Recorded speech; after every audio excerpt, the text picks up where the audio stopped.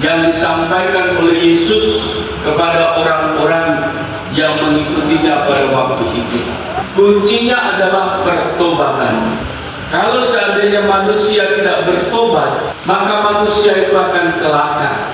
Karena Bapak Ibu Saudara-saudari yang terkasih, dosa membawa kita kepada kematian.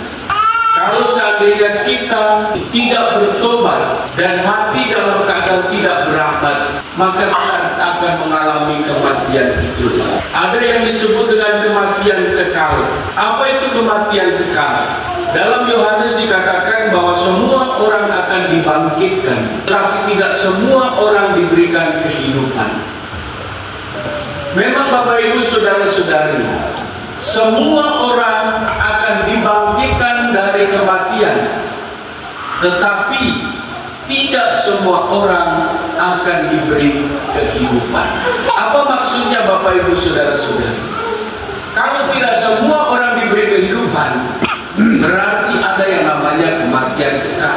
Itulah dosa-dosa yang tidak dapat pengampunan. Kematian kekal adalah keterpisahan kita dari Allah. Dan terpisah dari Allah itulah yang disebut dengan neraka. Terpisah dari Allah itulah yang disebut dengan kesengsaraan dan penderitaan. Terpisah dari Allah itulah yang disebut dengan kematian.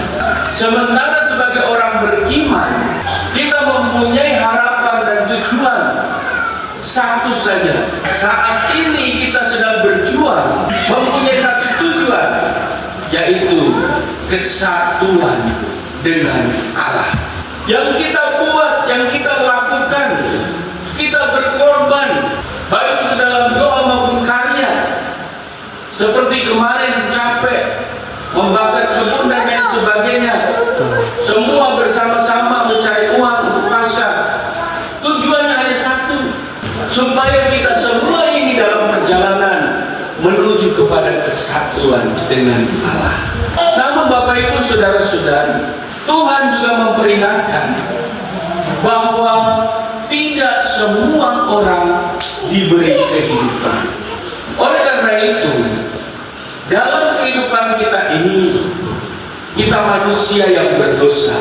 Ada dosa-dosa kecil, ada dosa-dosa besar. Dosa besar itu disebut dengan mortal sin, dosa yang tidak terampuni kalau tidak mengalami pertobatan.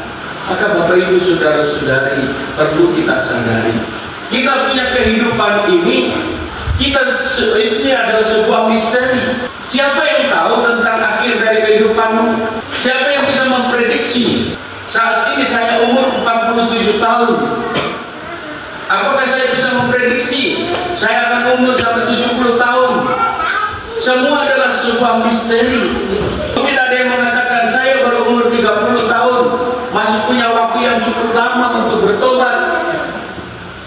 Banyak orang yang umur 30 tahun yang sehat walafiat, malam tidur nyenyak, pagi-pagi sudah meninggal. Kematian kita tidak bisa kita prediksi. Kematian kita tidak bisa kita pahami kapan waktunya, bagaimana caranya kita mati. Oleh karena itu Bapak Ibu Saudara-saudara, kita berjuang agar dalam hidup kita ini meminimalisir dari dosa-dosa besar.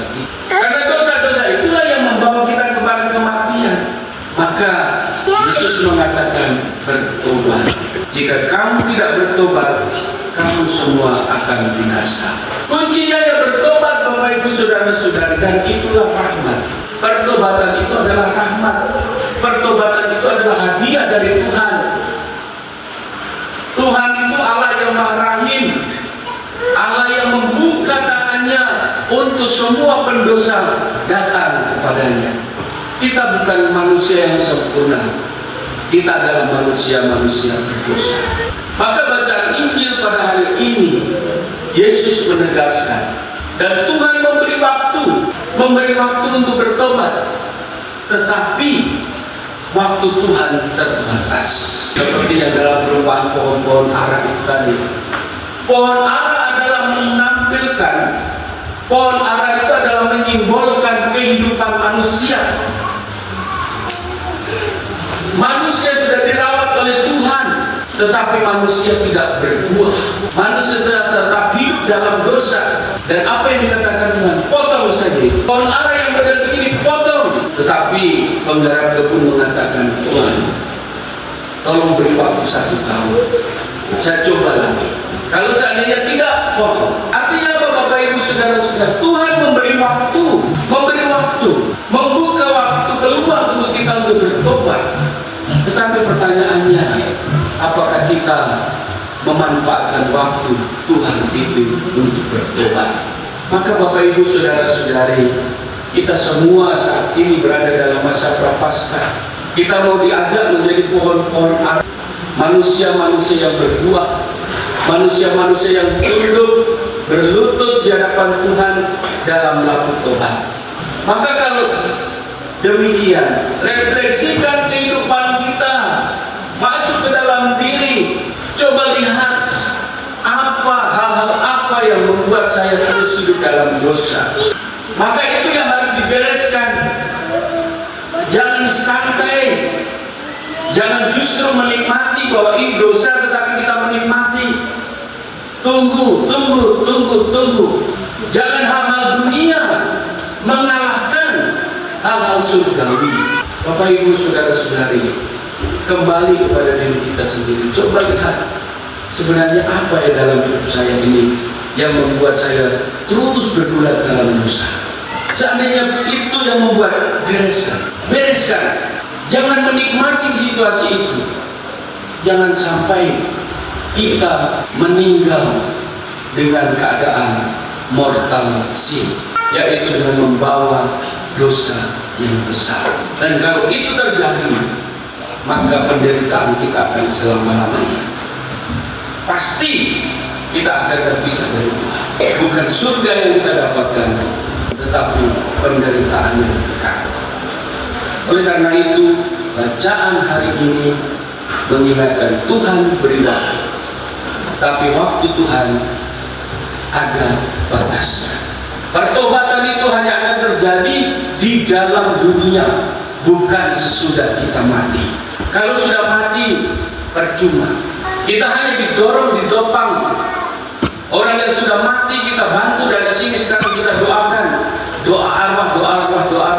Tetapi secara pribadi dia tidak bisa bertobat kembali.